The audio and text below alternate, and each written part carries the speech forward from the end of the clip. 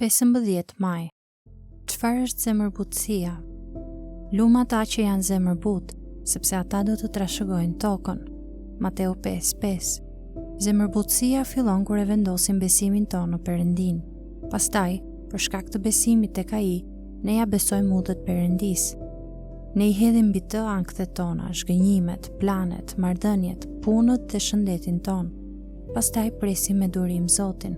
Ne I besojmë kohës, fuqisë dhe hirit të Tij për t'i bërë gjërat të funksionojnë në mënyrën më të mirë për lavdinë e Tij dhe për të mirën tonë. Rezultati I besimit te Perëndia, I hedhjes të ankthjeve tona mbi të, e të priturit me durim për të, është të mos I lësh vend zemërimit të shpejtë dhe plot shqetësim. Përkundrazi, I lëm vend zemërimit të Tij, ja dorëzojmë kauzën tonë Perëndis dhe e lëm atë që të na jap të drejtë, nëse ai zgjedh ta bëj.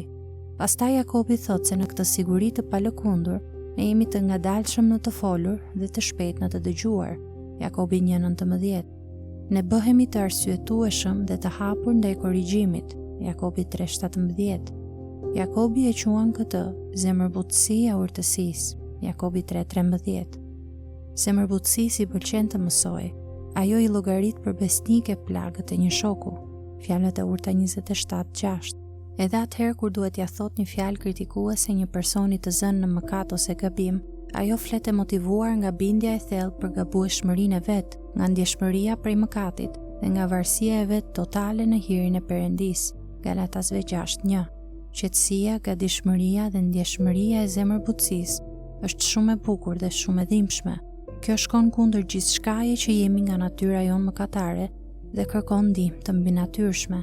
Nëse je dishepull I Jezu Krishtit, nëse I beson Atij, nëse ja beson udhën tënde dhe pret për të me durim, Perëndia tashmë ka filluar të të ndihmojë dhe do të të ndihmojë edhe më tepër. Mënyra parësore si ai do të të ndihmojë është duke e siguruar zemrën tënde që ti je një bashkëtrashëgimtar I Jezu Krishtit dhe që bota dhe gjithçka në të është e jotja. E parë Korintasve 3:21-23.